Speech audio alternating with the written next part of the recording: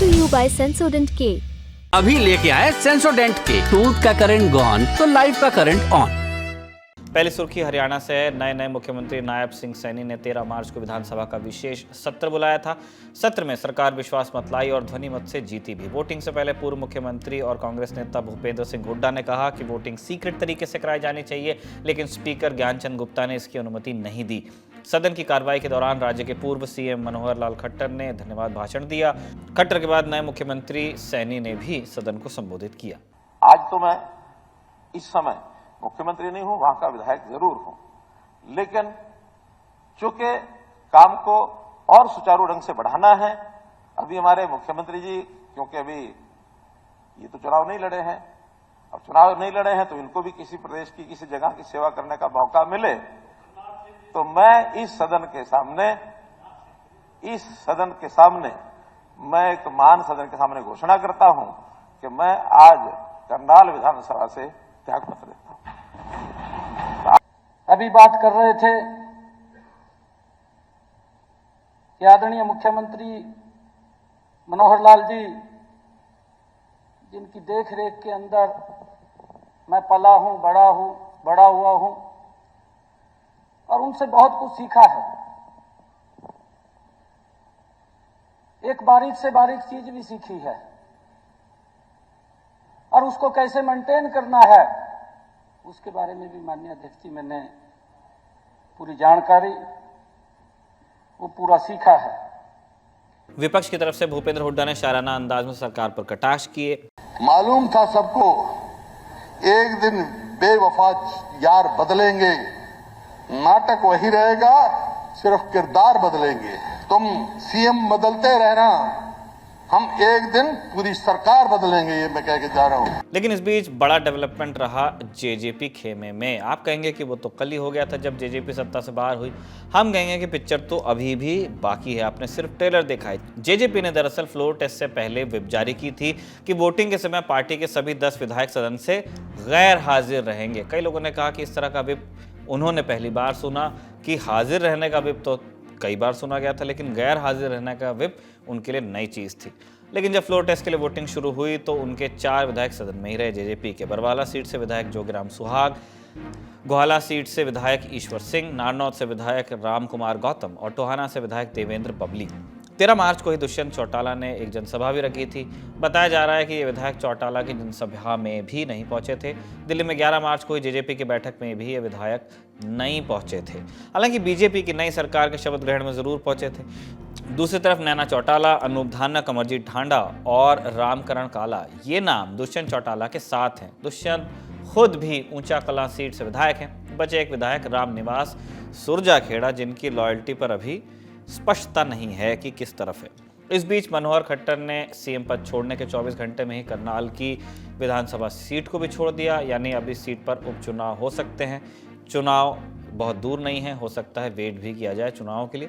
भाजपा की तरफ से नए सीएम नायब सिंह सैनी कैंडिडेट हो सकते हैं इस उपचुनाव के लिए, यानी बैटन अब पूरी तरह से पास कर दिया गया। खट्टर ने विधानसभा सदस्यता से इस्तीफा देते हुए कहा कि अब दिल्ली से जो नई भूमिका दी जाएगी उस पर ध्यान देना है।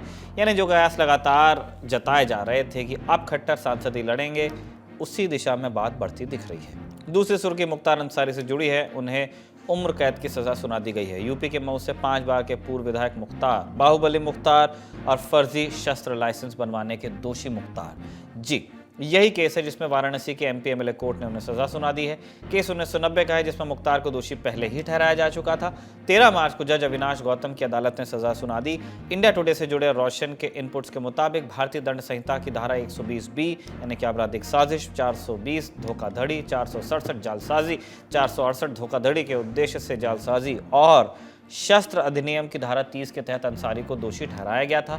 बीते रोज इसी केस से जुड़े भ्रष्टाचार के एक और मामले में उन्हें दोषमुक्त वैसे किया गया था। इस पूरे केस के बारे में संक्षेप में बता दें, 4 दिसंबर 1990 की बात है। गाजीपुर के मोहम्मदाबाद थाने में मुख्तार अंसारी, तत्कालीन डिप्टी कलेक्टर समेत 5 अन्य नामजद और अज्ञात लोगों के खिलाफ एक मुकदमा लिखवाया गया।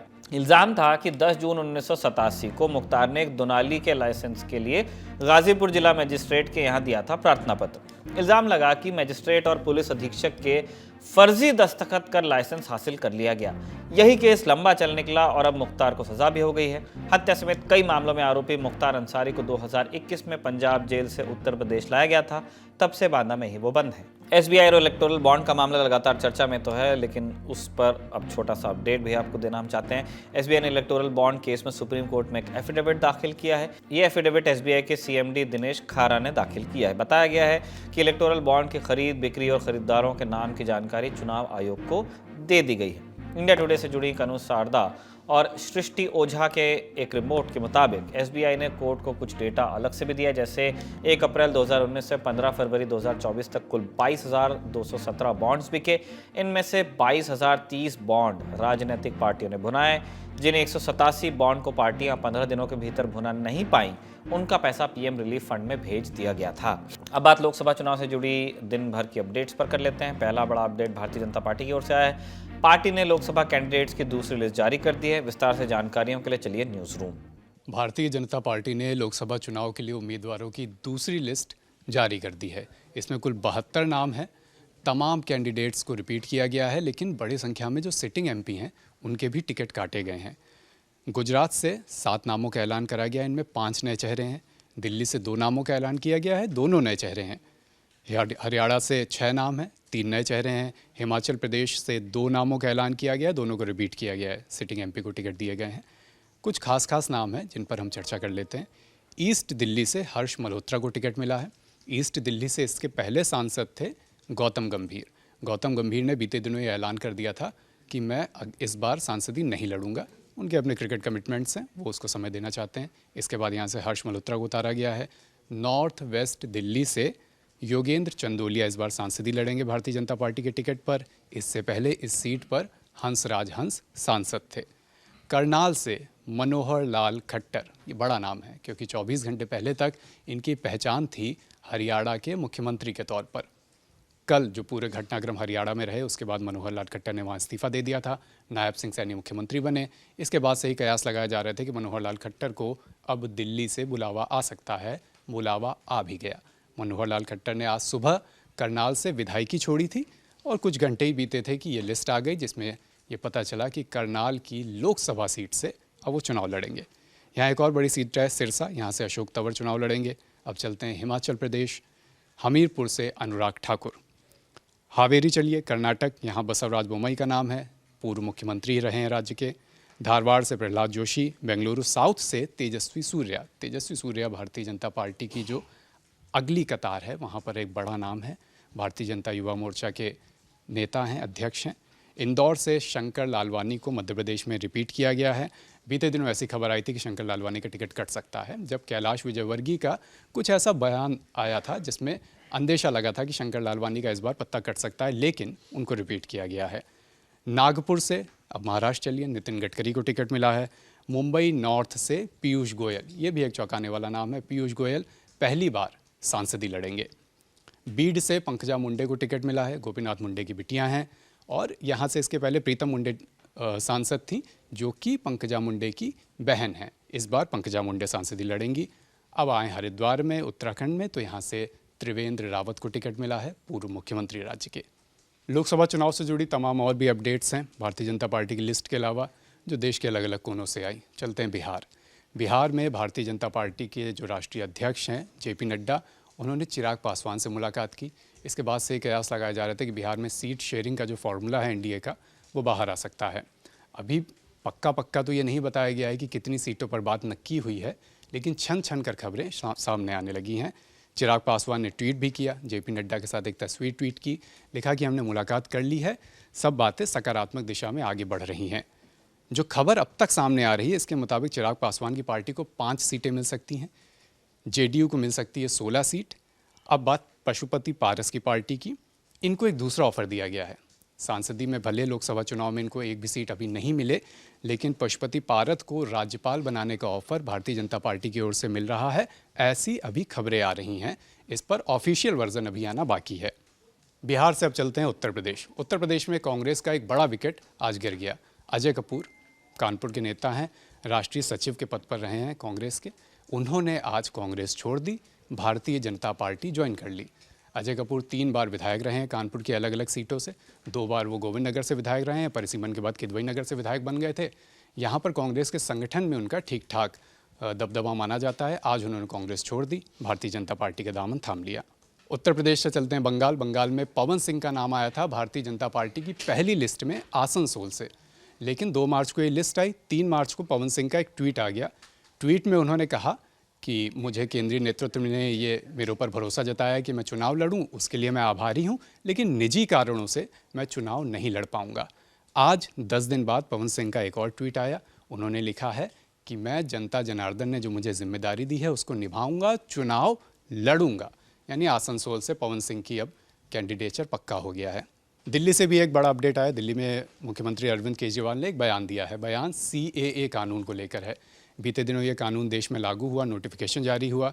अरविंद केजरीवाल ने इस पर बयान देते हुए कहा है कि अगर ये कानून देश में लागू हुआ है तो अब एक बड़े स्तर पर पलायन हो सकता है जो 1947 से भी ज़्यादा बड़ा होगा। अरविंद केजरीवाल ने क्या कहा, सुनिए। देखिए, सीधी सी बात है, कानून CA का जो कानून आया है उसमें ये लिखा है कि पाकिस्तान, अफगानिस्तान और बांग्लादेश में रहने वाले अल्पसंख्यक, वहां जो माइनॉरिटीज हैं, वो माइनॉरिटीज को हमारे देश के अंदर नागरिकता दी जाएगी। वहां पे लगभग 2.5 से 3 करोड़ माइनॉरिटीज हैं, तीनों देशों के मिला के। अगर उनमें, वो बहुत गरीब देश हैं, अगर ऐसे हमने अपने दरवाजे खोल दिए उनके लिए, देश के दरवाजे खोल दिए उनके लिए, अगर उन 2.5-3 करोड़ लोगों में 1-1.5 करोड़ लोग भी हमारे देश में आ गए, उनको कहां बसाएंगे? उनको कहां रहने की जगह देंगे? वहां उनको जॉब्स कहां से देंगे? अगली अपडेट लोकसभा चुनाव से जुड़ी हुई है। जम्मू कश्मीर से। जम्मू कश्मीर में इन दिनों पोल पैनल दौरे पर है। मुख्य चुनाव आयुक्त राजीव कुमार जम्मू कश्मीर दौरे पर पहुंचे हुए हैं। वहां पर जायजा ले रहे हैं कि लोकसभा चुनाव की तैयारियों का क्या हाल है। अभी उन्होंने ये बयान दिया है कि जम्मू और उधमपुर में पोलिंग बूथ बनाए जाएंगे और कश्मीरी पंडितों को यहाँ पर वोट देने की व्यवस्था की जाएगी ताकि वो यहाँ आएँ, वोट दे सकें। कश्मीरी पंडितों के बारे में बता दें कि 1989-90 में वहाँ से बड़े संख्या में कश्मीरी पंडितों का पलायन हुआ था आतंकवाद की घटनाओं के बाद। इसके बाद तमाम कश्मीरी पंडित घाटी से बाहर रह रहे हैं। कुछ जम्मू में बनाए ट्रांजिट कैंप में रह रहे हैं, कुछ अलग अलग स्थानों पर जम्मू में। इन्हीं के लिए जम्मू में और उधमपुर में अब पोलिंग बूथ बनाए जाएंगे ताकि वो वहाँ जाएँ और लोकसभा चुनाव के लिए वोट दे सकें। आज के ललन टॉप शो में इतना ही। अपना और अपने का ख्याल रखिए। अगले एपिसोड में आपसे मुलाकात हो ऐसी कामना करते हैं। शुक्रिया। शुभ रात्रि।